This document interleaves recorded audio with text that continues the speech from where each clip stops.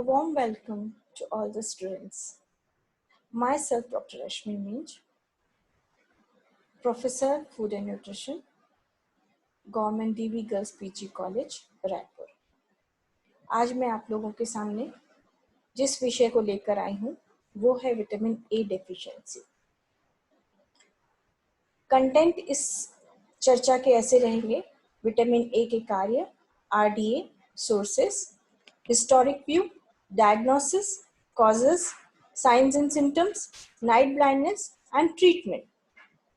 Vitamin A जैसे कि नाम से हम सभी जानते हैं कि विटामिन ए जो है वो वसा में घुलनशील विटामिन होता है। मुख्य रूप से आंखों, त्वचा, हड्डियों तथा शरीर की अन्य कोशिकाओं को मजबूत बनाने के लिए ये बहुत ही महत्वपूर्ण विटामिन होता है।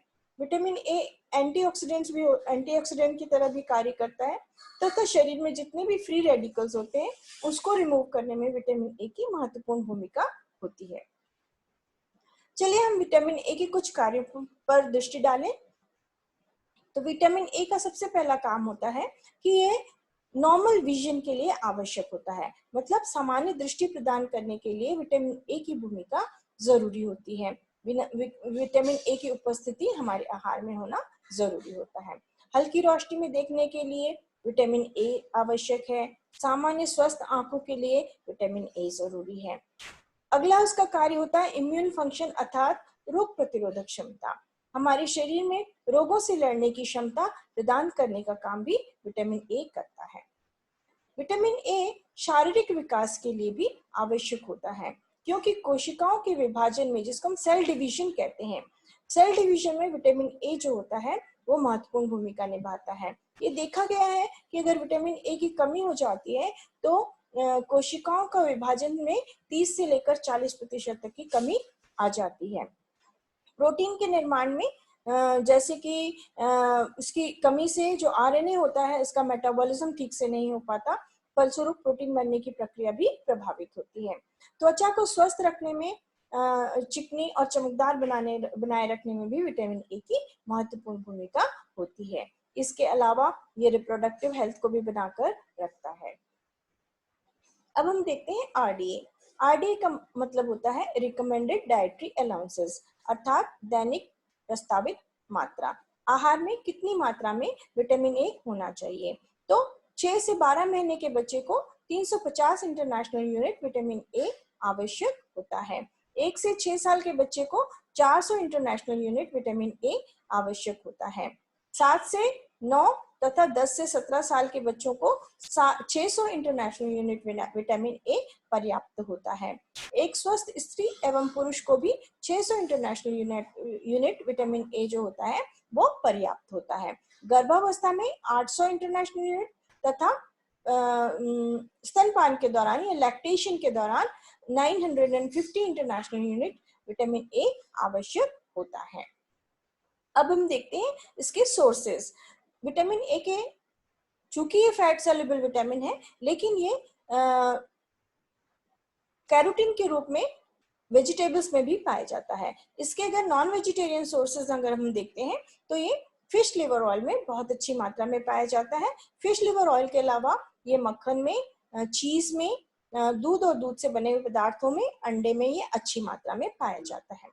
वेजिटेबल में, वेजिटेरियन सोर्सेज में ये कैरोटीनॉइड के रूप में पाया जाता है और ये कैरोटीनॉइड इंटेस्टाइन में पहुंचकर फिर रेटिनॉल में परिवर्तित हो जाता है। जितने पीले, नारंगी फल और गहरे हरे रंग की सब्जियां होती हैं इनमें ये पाया जाता है। विशेष रूप से गाजर है, एवोकाडो है, ब्रोकली है, पालक है, इन सब में विटामिन ए अच्छी मात्रा में पाया जाता है।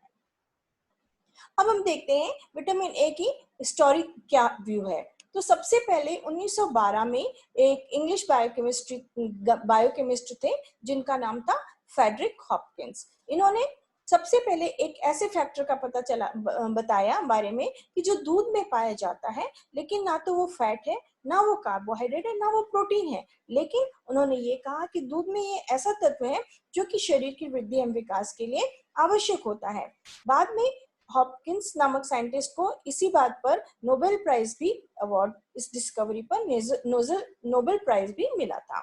1917 में मैककोलम ने, जो कि यूनिवर्सिटी ऑफ विस्कोसिन मेडिसिन में थे, साथ ही साथ Mendel, Thomas Burr Osborne, Yale University, इन्होंने भी डिस्कवर करके बताया कि एक ऐसा सब्सटेंस होता है जिसका डाइट, जो कि डाइटरी फैट में पाया जाता है और उसका रोल हमारी बॉडी में इम्पोर्टेंट होता है। बाद में अंत में 1918 में इस एसेसरी फैक्टर जो कि फैट में सॉल्युबल होता है उसका नाम 1920 में रखा गया और फिर कहा गया, बताया गया कि इसको हम विटामिन ए कहेंगे। अब हम देखते हैं डायग्नोसिस। विटामिन ए की डेफिशिएंसी का डायग्नोसिस कैसे होगा, कैसे पता चलेगा कि किसी व्यक्ति को विटामिन ए की डेफिशिएंसी हो गई है। तो विटामिन ए की डेफिशिएंसी जो होती है वो डायग्नोसिस जो होता है वो क्लिनिकल साइंस एंड सिम्टम्स से पता चल जाता है। जो कंजक्टिवा होती है उसका इंप्रेशन साइटोलॉजी दी जाती है और इंप्रेशन साइटोलॉजी के द्वारा भी ये एसेस कर दिया जाता है कि उसमें विटामिन ए डेफिशिएंसी के साइन अर्थात ज़ेरोफ्थैल्मिया के साइंस एंड सिम्टम्स हैं अथवा नहीं। इसके अलावा और भी बहुत सारे मेथड हैं जिसके द्वारा हम विटामिन ए की कमी को डायग्नोसिस कर सकते हैं, जैसे HPLC के द्वारा, इसके अलावा प्लाज्मा रेटिनॉल लेवल के द्वारा लेबोरेटरी ऐसे निकालकर डायग्नोसिस किया जा सकता है VAD अर्थात विटामिन ए डेफिशिएंसी के बारे में। अन्य बायोकेमिकल असेसमेंट के मेथड हैं जिसमें कि हम retinyl ester levels, plasma, urinary retinoic acid level और vitamin A in breast milk, इस सब के द्वारा भी हम विटामिन ए की डेफिशिएंसी को डायग्नोस कर सकते हैं। अब हम देखते हैं कारण, causes of vitamin A deficiency. इनएडिक्वेट intake. इनएडिक्वेट intake का मतलब है आहार से पर्याप्त मात्रा में विटामिन ए नहीं लेना। तो आहार में पर्याप्त मात्रा में विटामिन ए नहीं लेने के कारण है पावर्टी, गरीबी, अज्ञानता, लो बर्थ वेट बेबी होना, ये सब इनएडिक्वेट इंटेक के कॉजेस होते हैं। दूसरा होता है फैट माल ऑब्जॉर्प्शन। कभी कभी कुछ लोगों में वसी चीजों का एब्जॉर्प्शन नहीं हो पाता और चूंकि विटामिन ए वसा में घुलनशील विटामिन है तो फलस्वरूप उसका भी नहीं हो पाता और उसकी कमी हो जाती है। माल न्यूट्रिशन प्रमुख कारण है। जितने भी 1 से लेकर 6 साल के बच्चे हैं उनमें कुपोषण के कारण ही विटामिन ए की डेफिशिएंसी देखी जाती है। एक्सेसिव डिमांड, तो ये विकास और वृद्धि की अवस्था ऐसी होती है जब इसकी आवश्यकता अधिक होती है, तो इसका डिमांड अधिक होने के कारण, पूर्ति नहीं हो पाने के कारण इसकी कमी होती है। इसके अलावा हम देखते हैं कि जिन लोगों में आयरन डेफिशिएंसी है उनमें भी विटामिन ए की जो इनटेक होती है, अपटेक जो होती है वो प्रभावित हो जाती है। जिनको फाइब्रोसिस है, पैनक्रिएटिक इनसफिशिएंसी है, इन्फ्लेमेटरी बाउल डिसऑर्डर्स हैं, स्मॉल बाउल बाईपास सर्जरी जिनकी हुई है, ऐसे लोगों में विटामिन ए की कमी देखी जाती है। जो एक्सेस अल्कोहल कंजम्पशन करते हैं उनमें भी विटामिन ए कम हो जाता है। जो लोग लार्ज अमाउंट में बार बार विटामिन अल्कोहल लेते हैं उनमें तो ये देखा ही जाता है। और ये भी देखा गया है कि जिनमें पेनक्रियाटाइटिस है, फाइब्रोसिस है, ट्रॉपिकल स्प्रू है, इन सब लोगों में विटामिन ए की कमी हो जाती है। अब हम देखते हैं प्रेवलेंस, अर्थात ये कहाँ किन किन लोगों में देखा जाता है। मुख्य रूप से WHO के अनुसार मुख्य रूप से 1 से 6 साल के बच्चे जो होते हैं वो पूरे विश्व में उनमें विटामिन ए की डेफिशिएंसी देखी गई है। उन्होंने WHO के अनुसार जो डेवलप्ड कंट्रीज हैं, जो विकसित देश हैं, वहां पर इसकी कमी नहीं देखी जाती, लेकिन प्रेगनेंसी, लैक्टेशन का में मैटरनल मोर्टेलिटी के कारण, विटामिन ए की डेफिशिएंसी के कारण मैटरनल मोर्टेलिटी देखी जाती है। और उन्होंने ये बताया कि अविकसित और विकासशील देशों के लगभग 7,70,000 बच्चे जो हैं वो प्रतिवर्ष विटामिन ए की कमी से ग्रस्त रहते हैं। तो हमने देखा कि लगभग 2-2.5 लाख से लेकर 5 लाख बच्चे जो हैं वो डेवलपिंग कंट्रीज के विटामिन ए डेफिशिएंसी से ग्रस्त हैं। विशेष रूप से अफ्रीका और साउथ एशिया के जितने देश हैं वहां पर विटामिन ए की कमी देखी जाती है। मुख्य रूप से 6 माह से लेकर 59 या 60 महीने तक के बच्चे जो होते हैं उनको विटामिन डी जो है उसका डोज देना निश्चित किया गया है WHO के द्वारा, जिससे इनमें इसकी कमी ना हो।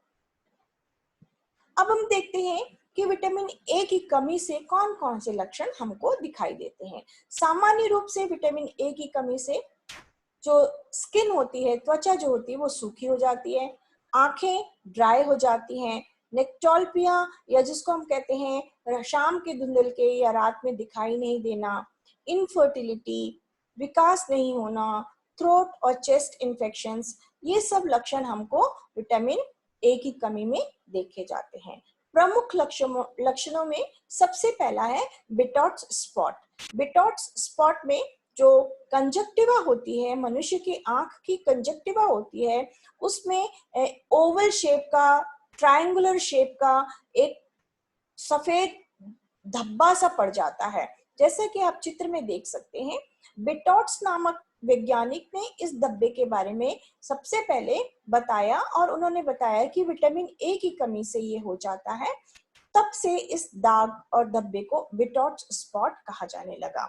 जब गांव में माताएं अपने बच्चे को काजल लगाती हैं, तो जब ये काजल सफेद हिस्से में छप जाता है तो इससे ये पता चलता है कि बिटॉट्स स्पॉट है और ये विटामिन ए की डेफिशिएंसी का सबसे प्रमुख लक्षण होता है। अन्य लक्षणों में देखिए, WHO ने के द्वारा उन्होंने बताया नाइट ब्लाइंडनेस, कंजक्टिवल जीरोसिस, जो सफेद हिस्सा होता है आंखों का उसमें सूखापन हो जाना, फिर कॉर्नियल जीरोसिस यानी जो काले कॉर्निया होता है आंखों का, आंखों की जो पुतली होती है उसमें सूखापन आ जाना और फलस्वरूप उसमें अल्सर हो जाना, फिर कॉर्नियल अल्सर के साथ साथ केराटोमलेशिया, धीरे धीरे जो आंखों का पुतली होती है उसमें सफेद डेवलपमेंट हो जाना और कॉर्नियल स्कारिंग हो जाना।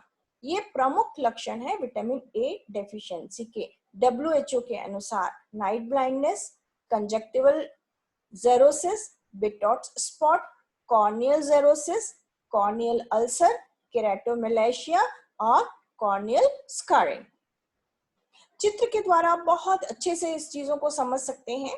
सबसे पहले आपको बिटॉट्स स्पॉट दिख रहा है लेफ्ट साइड के ऊपर में, दूसरा आपको कॉर्नियल अल्सर दिखाई दे रहा है ऊपर में, नीचे आपको देखिए आप कॉर्नियल स्कारिंग और डीप कॉर्नियल अल्सरेशन भी हमको दिखाई दे रहा है।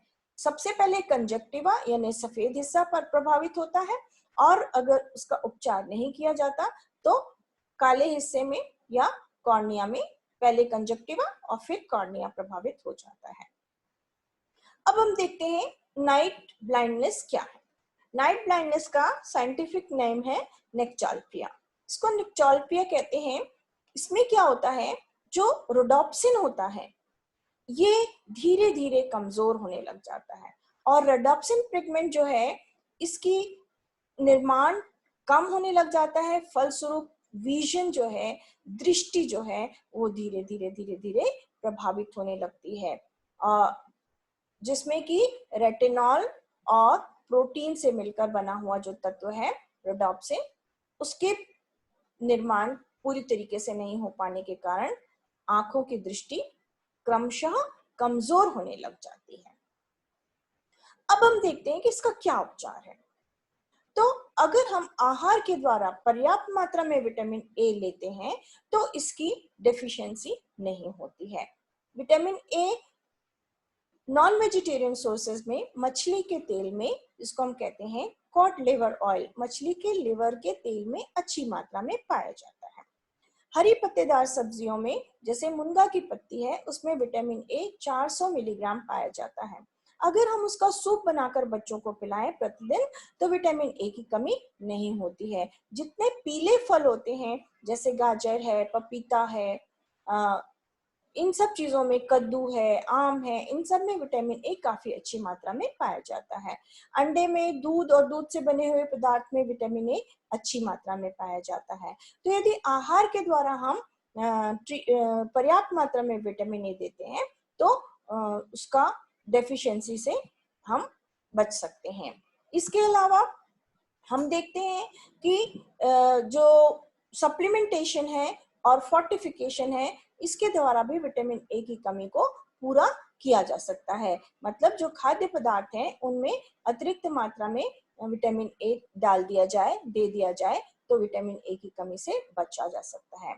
इसके अलावा WHO के द्वारा जो बच्चे हैं उनको नाइट ब्लाइंडनेस के ट्रीटमेंट के लिए मुंह के द्वारा हर साल में 2 बार या 4 बार विटामिन ए की 2 लाख इंटरनेशनल यूनिट की डोज दी जाती है। अगर सीवियर डेफिशिएंसी है या एब्जॉर्प्शन की प्रॉब्लम है, जैसे कि मैंने आपको पहले भी बताया, जिनको फैट माल एब्जॉर्प्शन है उनमें विटामिन ए की कमी देखी जाती है। तो ऐसे लोगों को हम मुख के द्वारा विटामिन ए नहीं देते हैं, उनको फिर हम इंट्रामस्कुलर इंजेक्शंस के द्वारा विटामिन ए देते हैं। तो इंट्रामस्कुलर विटामिन इंजेक्शन के द्वारा जब हम उसको विटामिन ए देते हैं तो उसके शरीर में विटामिन ए की कमी जो होती है वो पूरी हो जाती है। पहले भी मैंने आपको बताया कि विटामिन ए को हम फोर्टिफिकेशन के द्वारा भी सीरियल्स हैं, दूध है और अन्य चीजों में फोर्टिफाइड करके दे सकते हैं। और आहार के द्वारा हम अच्छी मात्रा में विटामिन ए दें तो विटामिन ए की डेफिशिएंसी से बचा जा सकता है। Thank you.